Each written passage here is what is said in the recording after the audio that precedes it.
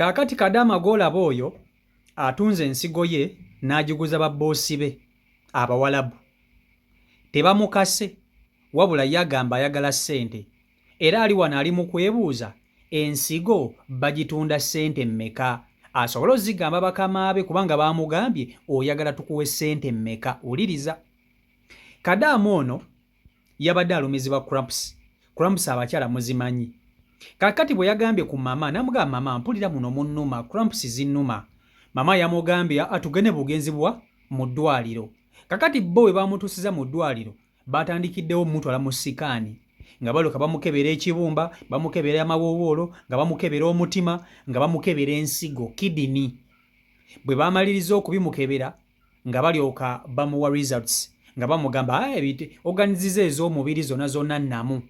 Eyagenze nga Cramps ze zimuluma. Kakati mu kusooka ne yeebuuza n'agamba baneeno ŋŋenze nga Cramps ze zinnuma. Lwaki ate banteeka mu sikaani okunkebera ensigo? Bwe bavudde mu ddwaliro ne bakomawo ewaka ne bamutuuza famire yonna okuli mama, baba n'abalala. Ne bamusaba ne bamugamba tutunuulidde ensigo zo nga nnamu naye tubadde tukusaba otuguzeeko ensigo emu. Tugenda kukuwa ssente zonna z'osaba. Tuyamba otuguzeeko ensigo emu. Tetwagala nsigo bbiri, twagala emu yokka naye ssente z'osaba ze tukuwa. N'asooka n'atya n'agamba mbaguze ensigo emu. Ne bamugamba ye. Era baba n'amugamba abantu abalala ensigo zino bazitwalira bwereere naye ffe tugenda kukusasula ensigo yo, tetwagala ya bwereere. Kakati gwe tubuulire ensigo ogenda gituguza ssente mmeka, wabula tugenda kukuwaamu obudde weerowoozeemukko oyogerekokko n'abafamire yo obagambeko nti ogenda tuguza ensigo. Era bajja na kutugamba wa we tulina okuteeka ssente zo singa tuba tugenda kuzikuwa. Kakati munnange Kadaama wona ali wano ali mu kubeebuuzaako abagamba ensigo bagitunda ssente mmeka kubanga ye yakkiriza okutunda ensigo ye. Wuuyo Kadaama munnammwe yakkiriza okutunda ensigo ye, akkiriza nga tebamukase, ye agamba ayagala ssente kubanga yatudde n'alowooza n'agamba olaba Abawalabu bano bagamba nti bampe ssente kantunde ensigo kubanga basobola okugitwala nga ate tebansasudde. Kye kimutunze ensigo ye. Kaakati abasabe ssente mmeka? Era mmwe abalaba vidiyo eno nammwe bakadaama banne mumuwagira okutunda ensigo ye. Waliwo okumuggyamu ensigo ne bamutta nga ne ssente tebazimuwadde kuba talina gy'agenda kuloopa, ye ekyo takimanyi. Yalowooza ti bagenda mmuwa ssente naye wuuyo mumugambe mumubuuse. Vidiyo eno agiraba era ne mu comment section ajja kubaamu ng'asoma ebintu bino comments zammwe. Vidiyo yiiyo kati soke tulabe wali nga alaga sikaani tumaye tuwulire wali eri ne ku ssente ez'ensigo. Vidiyo yiiyo gimpereka like. Sebo ne bannyabo mujebaliko wankubadde vidiyo zange tezitambula, sirina akawunti nyine naye just nsaba buyambi. Temulaikinga just comments zokka. Ewaka wano kikyendiko sikaani efuuse sikaani enfuukidde ekirala. Bino byonna bava kubisikaaninga. Tuva na mu ddwaliro nsuubira mulaba nkyali mu outfit kawabweru. Basikaaninze bino byonna ne results nsobola ozibalaga results ziri. Then basikaaninze liver, simanyi spleen oba byebiki. Ne basikaaninga pancreas ne both kidneys kye kisinza okummalamu. Basikaaninze ngenda akakuba nkateekaawo naye simanyi kiki wanewaka. Ekintu azizza mu ddwaliro periods. Omukyala nsanze nenyoolamu bino ebyaffe ebyekikazi nambuuza kiki, ne mugamba ndi mulwadde, n'angamba ki, ne mugamba periods, n'angamba kale kankutwale mu ddwaliro. Ngamanyi mu ddwaliro bagenda kumpaayo just makerenda. Ntuuka mu ddwaliro bakolakolaawo boogera sibitegeera. Mukazi wattu naakamalayo emyezi 2. Boogera byogera sibitegeera, simanyi Luwarabu. Nga bangamba kale ngenda olaba bantwala ku katanda bangamba gyamu olugoye, nga nange nsitula olugoye waggulu. Olusitudde olugoye waggulu nga bansiga gantu ku lubuto nga batandika kusikaaninga. Banange periods naye bagikolerako sikaani. Ate eno guno omulundi gwakubiri nga bansikaaninga n'olwasooka nalwala mutwe gwe gwali gunnuma. Bansikaaninga lubuto oba olwo basikaaninga bikinimbaako ne mukwano gwange nanyumizaako. n'aŋŋamba toddamu bwe baba bamaze okusikana nga balina okuwa results zo kwe kuziremerako leero era leero bazimpaadde naye maama ne bye basikanize we mbitunuulira sibitegeera naye omusajja aze wano n'akuwanira kidini okufa obufi simanyi oba nkyagirina maama basebo ne bannyabo mukyebaleko nzijjukira nabaddeko wano emabega oluvannyuma lwa wiiki emu nga twakava mu ddwaliro okukola ku binene ebintu ebya sikaani naye era ekindeese wano size nti oba kumpa advice oba ki just nti njagala amanye ensigo emu ya ssente meka kuba twayiseewo ennaku nga 3 lwe twamala okukola sikaani wayitawo ennaku oba zaalinga 2 ku 3 ne tugenda ne madamu wange waawe ne tusisinkana taata we kale waliyo abantu bangi baganda be baani famire yali etudde yonna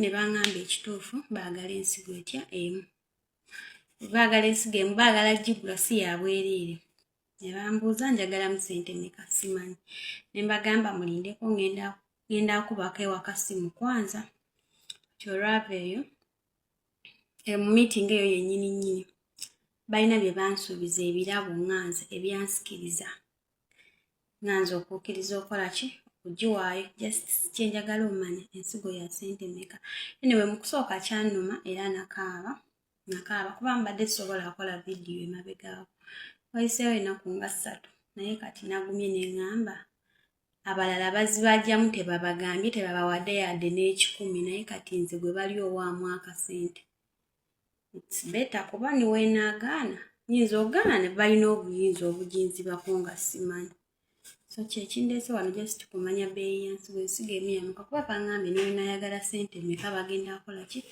bagenda azimba balweringa okutunda amaka nga balina faamu gye balina bansasule kaakati nga sinaba kuba nti mbongerayo temwerabira okukozesa CEO Michael Airport Pickup wendi okuba nti ate mbatambuza mbavuga bulunyo nyini ddala nze kennyini kama kwogera nze nkwevugira n'enkugira ku kisaawe mpaka wonna woolaga ku kabeeyi akasingira ddala okuba akalungi oba okitegeera ekintu ekyo so enamba yange eyo gyolaba ku screen yo gikooneko ne ku WhatsApp okweyitisawo okuba nti tutambulira ddala wamu nammwe abali wano mu tawuni mu Kampala mu Uganda ng'olina gy'olaga oba olina mukolo oba olina mbaga oba biki osobola okuba nti ate onkoonako ne tuba nga ate tutambula bulungi nnyo nnyini ddala kaakati Kadamoona mmazeemu amaanyi sijja kukulimba Kadamoona mmazeemu amaanyi ku bintu byawulira bye bakola banne ku bintu byawulira abawalabu bye bakola bakadaama amazeemu amaanyi era kinneewunyisizza nnyo okulaba nga yakkirizza okuwaayo ensigo ye ne bannange kambabuuze omuwalabu asobola okutuukiriza ekigambo kye nga bw'agambye nti agenda kukwata Kadamoona amuwe ssente asobola otuukiriza ekigambo kye omuwalabu nawa Kadamoona ssente nze sirabawo waneeno Kadamoona wagenda afunira ssente siwalaba omuwalabu nga teyeesigika ku ttima libalina ku butemu bwe balina kye babala bagenda kukukwata ggwe nnyabo bakuggyemu ensigo yo ekisooka ensigo bagiggyamu tolina woosayininga bakusayiningisa nti okkiriza wabula ekya ssente sikiwa nti ku mpapula ezo zikibeerako nti ntunze ensigo yange ku ssente bwe ziti wabula bakusayiningisa nti nzikiriza okuggyamu ensigo yange kubanga era babawa ebipapula ebyokusayininga naye omuwalabu asobola okukwata ssente n'azikuwa ensigo bagiseera njagala tukkirize tugaane kakati nnyabo Kadaama gwagenda otunda ensigo wuliriza kati bino kambi kugambe by'oyagala okumanya ensigo yo bagiseera era abantu abatunda ensigo bazitundira ddala bbeeyi buwanana ensigo abamu bagitunda $2,000,000 $1,100,000 $3,000,000 okwambuka waggulu eriyo n'abatunda ensigo $5,000,000 n'atunda ensigo $2,500,000 naye kati gwe Kadaama waabwe gwe weyita Troy Fifi miliyoni 5 ogenda ziteeka waggwe bagenda zikutera wakale ogenda kuva ne miliyoni 5 eyo Buwalabu ojje nazo eno bagenda zikuteerawa ye ogenda kuba okyategeera kubanga okukuwa ssente mpozi bw'obanga oli wakutunda nsigo yo nga kituufu bali serious bagala kuwa ssente sooka obawe akawunti batekeko ssente zo naye ate akawunti ye Uganda okugendako miliyoni 5 nga gw'oli kadaama tekisoboka ssente zo ogenda kuzifuna otya tolaba nti waliwo akabuuza question mark y'amaanyi kubanga kitwale nti ssente kale bakkiriza okuzikuwa ssente ezo togenda kuba nazo eyo kubanga basobola okuzikuwa ate ne bakutta era ssente ne bakola ki ne bazitwala kaakati ssente zino oba ogenda kuziteeka oti oba ogenda zitransferringa otya akawunti zammwe tezisobola gendako miliyoni 5 bajja kutuuka eno bakubuuza ebibuuzo ne ssente bazikumme kubanga okubatunza ensigo kyandibadde nti aba basooka ne bakola ki ne bakugjamu ne bakuwa akasenteko ne famire yo ne bagitegeeza ne bagaa nti omwana wamwe tugenda muwa ssente bwe ziti era ziizo ne bafuna ne bateeka akasereko ku akawunti naye bannange temulaba nti bizibu temulaba nti bizibu yese bonna abakyala yakkiriza talina buzibu yakkiriza ensigo bagitwale akatono k'essimu nenyezaamuko kale kali wano kenyinza ogamba nti kamukwatibwemu ekisa kubanga kankubuulire Omwalabu yenna bw'atandikanga okweyogeza ebigambo weebityo ng'olina kudduka buddusi obwo obulamu bwe buba mu matigga era essaawa yonna ono Kadaama afa essaawa yonna afa kubanga waagaanira gwe kyomanye n'ensigo bagyetaaga balina omuntu gwe bagenda ogiteekamu simanyi lwaki Abawalabu balwala nnyo ensigo ate bwe balwala ensigo baagala nnyo ensigo ez'Abannayuganda oba Abafirika oba ebisigo zaffe nnamu ezaabwe ziba nfu sijja kulimba naye kasita obalaze nti oli mu kukirowoozaako bagenda kola olukwesikwesi okulaba nti bakunyiga bakutta ensigo yo bagitwale sisuubira nti Omwalabu asobola okuwa yadde n'ekikumi tekisoboka bannange ono munnammwe mumugambe mumubuuse ono munnammwe mumugambe era mumubuuse nti tali Muwalabu asobola keera ku makya n'amuwa ssente taliiyo era tebagenda kuzikuwa ye ne bwe bazikuwa ogenda ziteekawa ne bannange otunula kati omuwala ono Kadaama ono alabika bambi alina abaana ng'akasente ako waaba abazeebazemu ne bakwamuwako n'akaana aba asabye aba avudde mu bwavu ne famire ye eba evudde mu bwavu naye onaawona kye kibuuzo akasente k'oli mu kutundirako ensigo yo onaakalya muwulira abantu nti bantunda ensigo zaabwe naye tebazitunza bano Bawalabu bwe batyo oli mu kiyumba oli Kadaama mbw'otunda nsigo yo ani agenda okukuwa ssente gwe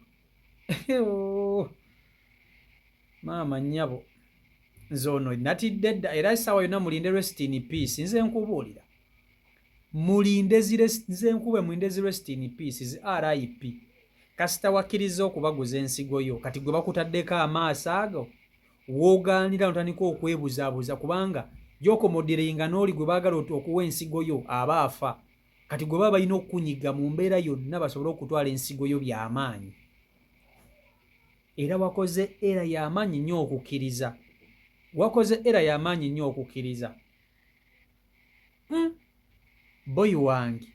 boyi wange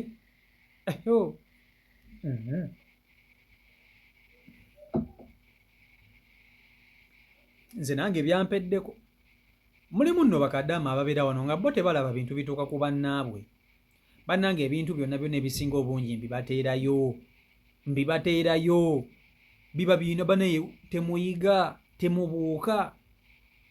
temuyiga era temubuuka olina abaana bo olina baawo olina maama wo olina bazadde bo baganda bo oba okitegeera ekintu ekyo bannange byampuna oba okitegeera byampuna naye ng'ate byebyo nfe katunze kankusabire emikisa ensigo yo oba ng'ogitunze obasebe sente zoyagala basobole okuzikuwa naye baba nga katulinda ebinaddirira nze wendi okubaleetera a few moments leeta na biki ebinaddirira ku kadaamu ono wendi nja kuba nkola ki nja kuba mbibaleetera nze nja kuba mbibawa nze siina buki nze siina buzibu so n'olwekyo byebyo biri ku sayidi eyo CEO Michael Uganda YouTube channel kwoli mubeere bulungi mweraba